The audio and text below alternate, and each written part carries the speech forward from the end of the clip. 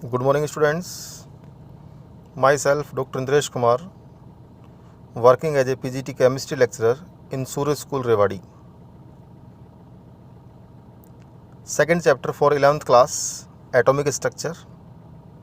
And today my topic is electronic configuration of atoms. So, dear students, first of all, we will start. What is the basic difference between orbit and orbital? Yes, orbit and orbital. Point number 1, orbits do not have any directional character. जितने भी orbits होते हैं उनका कोई directional character नहीं होता है बेटा. All orbitals except S orbitals have directional character. यानी जितने भी ऑर्बिटल्स हैं उसमें अगर एस ऑर्बिटल को अपन रिमेनिंग रख दें तो बाकी सब सारे कैसे होते हैं, डायरेक्शनल कैरेक्टर वाले होते हैं. कौन कौन से? पी हो गया, डी हो गया और एफ हो गया, जो अपन आगे भी अपन पढ़ेंगे, तो ध्यान रखना ऑर्बिटल्स जो हैं. Next second point, it represent the planar motion of an electron around the nucleus. जो ऑर्बिट्स है वो किसको बता रहा है? ओनली उसके प्लेनर मोशन को बता रहा है. किसके? इलेक्ट्रॉन को अराउंड द न्यूक्लियस. लेकिन it represent the 3D motion of an electron. ये किसको बता रहा है? 3D मोशन, यानी 3 डायमेंशन इस ओरिएंटेशन को बता रहा है. कौन? ऑर्बिटल. ये दोनों में बेसिक डिफरेंस है. थर्ड पॉइंट है बेटा, all orbits are circular and disc like. जितने भी ऑर्बिट्स होंगे वो सारे कैसे होंगे बेटा? सर्कुलर होंगे और डिस्क शेप के होंगे. लेकिन इधर ऑर्बिटल की बात करें तो different orbitals have different shapes. जितने भी ऑर्बिटल्स हैं वो डिफरेंट ऑर्बिटल्स, जैसे एस हो गया, पी हो गया, डी हो गया और एफ हो गया, वो सारे कैसे होंगे? डिफरेंट शेप्स के होंगे. ठीक है, आगे अपन जब shapes of atomic orbital discuss करेंगे तो वहाँ पर ये सारे पॉइंट्स एक बार दोबारा रिपीट हो जाएंगे. ठीक है. और फोर्थ पॉइंट जो है वो इंपॉर्टेंट है, ध्यान रखना, क्योंकि ऑब्जेक्टिव क्वेश्चंस में कई बार काम आ जाता है question. The maximum number of electron in any orbit. एक ऑर्बिट के अंदर अगर आपको maximum number of electron find out करना है तो फॉर्मूला क्या यूज करेंगे? 2n², और वेयर n क्या है? Is the number of orbit है. लेकिन यहाँ पर देखें, maximum number of electron present in any orbital is 2. एक ऑर्बिटल के अंदर मैक्सिमम इलेक्ट्रॉन कितने हो सकते हैं? ओनली 2 हो सकते हैं, ध्यान रखना.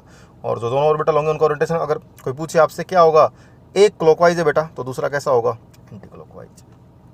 तो आज वैसे टॉपिक अपन ने जो लिया है वो इलेक्ट्रॉनिक कॉन्फ़िगरेशन ऑफ एटम्स का, जो बहुत काम आएगा. 11th क्लास के अंदर तो काम आता ही है, 12th के अंदर भी बहुत ज़्यादा काम आता है. तो देखिए, सबसे पहले तो बेटा आपको क्या करना है, टोटल 36 एलिमेंट स्टार्टिंग के अंदर. अभी 11th क्लास में आप आए हैं तो 10th स्टैंडर्ड तक आपने पता नहीं कितने एलिमेंट्स याद किए हो, आई डोंट नो, बट अभी स्टार्टिंग के अंदर आपको 36 एलिमेंट तो कम से कम याद होने चाहिए. ठीक है. तो मैंने देखो यहाँ पर एटॉमिक नंबर लिख दिए, एलिमेंट सिंबल लिख दिए और हर एलिमेंट का नाम लिख दिया. एलिमेंट सिंबल में बेटा आपको ध्यान में रखना है, फर्स्ट लेटर जो है वो कैपिटल होगा और सेकंड लेटर कैसा होगा बेटा? स्मॉल होगा. एक तो ये ध्यान में रखना है. ठीक है. और दूसरा आपको कैसे याद करना है? सीक्वेंस से. ऐसा नहीं सीक्वेंस से आप याद करें, मतलब याद तो सारे एलिमेंट होने चाहिए आपको, लेकिन कोई भी बेटा जैसे आपको बोले कि भाई, जैसे मान लो मैं बोल दूँ आपको कैल्शियम, तो फास्ट मूवमेंट के अंदर आपको आंसर देना है कि सर 20 होगा उसका एटॉमिक नंबर. तो देखिए, हम एक बार मैं इनको रिपीट कर देता हूँ. Hydrogen, helium, lithium, beryllium, boron, carbon, nitrogen, oxygen, fluorine, neon, sodium, magnesium, aluminium, silicon, phosphorus, sulphur, chlorine, argon. ऐसे ही potassium, calcium, scandium, titanium, vanadium, chromium, manganese, iron, cobalt, nickel, copper, zinc, gallium, germanium, arsenic, selenium, krypton और bromine. तो ये 36 element है. ये आपको फिर notebook के अंदर राइट डाउन भी करने हैं, और आपको जब भी 2-3 दिन 4 दिन लगे इनको आप सारों को बिल्कुल अच्छी तरीके से टिप्स पे याद कर लेना, ताकि कोई भी आपको कोई भी एलिमेंट का नाम बोले तो फास्ट मूवमेंट के अंदर आपको एटॉमिक नंबर आना चाहिए, ताकि तभी आप इजीली है ना इलेक्ट्रॉनिक कॉन्फ़िगरेशन टॉपिक सोल्व कर पाएंगे. फिर देखिए नेक्स्ट पॉइंट की अपन बात करें तो बेटा इसके अंदर सेल, सब सेल, नंबर ऑफ ऑर्बिटल और मैक्सिमम इलेक्ट्रॉन है. तो आपको ध्यान रखना है, सेल को मैंने इंडिकेट किया है 1 2 3 4 से. सब सेल को मैं इंडिकेट कर रहा हूँ यहाँ पर SPDF. 10th क्लास तक शायद आप जो एनर्जी लेवल डायग्राम ऑर्बिट बनाते हैं उसमें आप ये पढ़ के आए थे KLMNO. ठीक है. लेकिन अब यहाँ पर जो सब सेल अपन लेंगे वो क्या लेंगे? SPDF. तो बेटा ध्यान रखना, नंबर ऑफ ऑर्बिटल्स S के अंदर 1 होगा, P के अंदर 3 होगा, D के अंदर 5 होगा और F के अंदर 7 होगा. एक चीज़ ध्यान रखना, सब में 2-2 का डिफरेंस है. ऐसे ही मैक्सिमम इलेक्ट्रॉन्स की बात करें तो जितने ऑर्बिटल्स हैं उनका डबल कर दो. जैसे इसके अंदर कितना था? 1 था, तो इसका डबल कितना हो गया? 2. इसके अंदर 3 था, 6. इसके अंदर 5 था, इसके अंदर 10 हो गया, इसके अंदर 7 था, इसके अंदर 14 हो गया.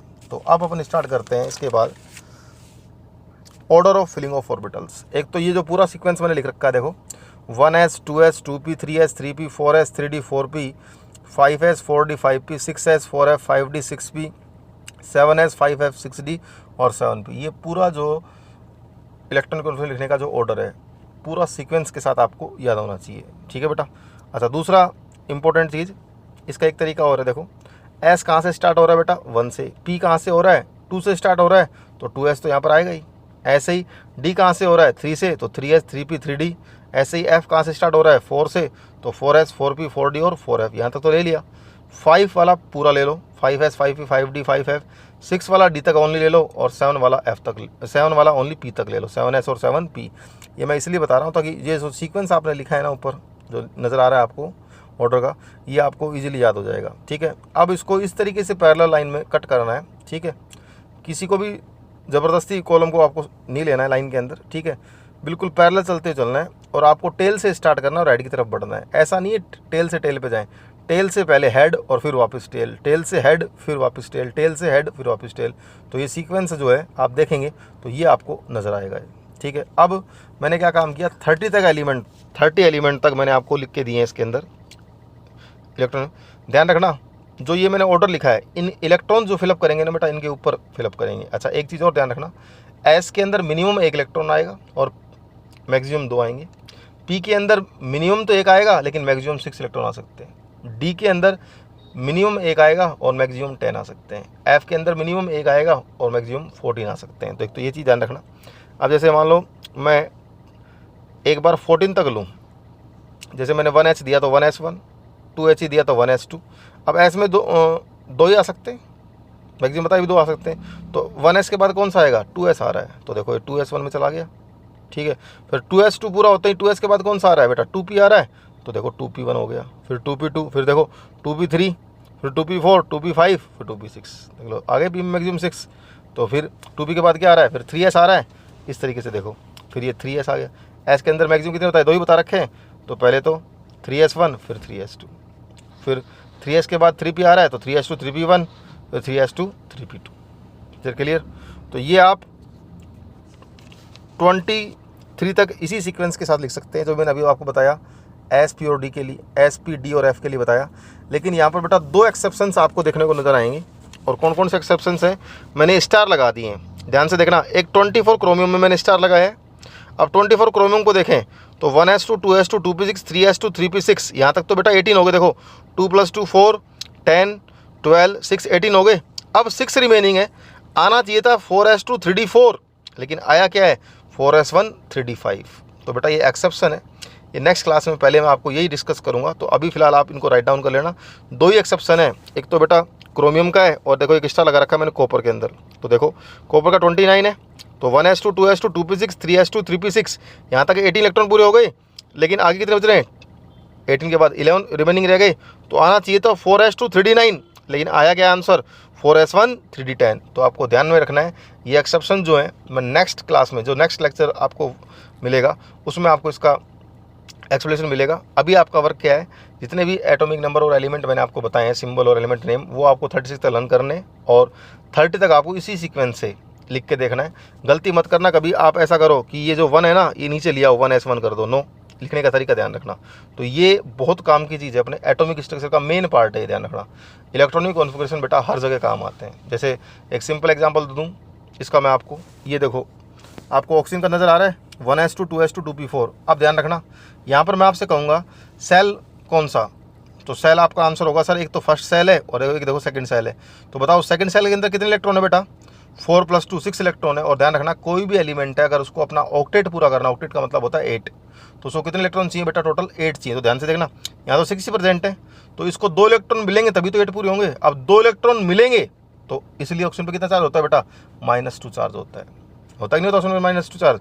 और वैसे भी अपन जानते हैं ऑक्सीजन की वैलेंसी कितनी होती है 2 होती है। तो वैलेंसी ध्यान रखना कभी पॉजिटिव नेगेटिव नहीं होती, लेकिन चार्ज जो ऑक्सीजन पर होता है कितना होता है -2 होता है। ऐसे ही एक एग्जाम्पल और ले लो, बिल्कुल सोडियम तो पढ़ के आए हो खूब, NaCl एग्जाम्पल लिया आपने। तो देखो सोडियम का 1s2 2s2 2p6 हो गया, 10 तो हो गए और 3s1 11 हो गए। अब देखो मैं पूछूं यहाँ पर सेल आउटर कौन सा है तो आप कहोगे सर थर्ड सेल है, कितना इलेक्ट्रॉन है 1 इलेक्ट्रॉन है, तो इसको रिमूव कर दो। इसलिए जब इलेक्ट्रॉन रिमूव कर देंगे तो अंदर वाला पूरा ऑक्टेट कंप्लीट हो गया।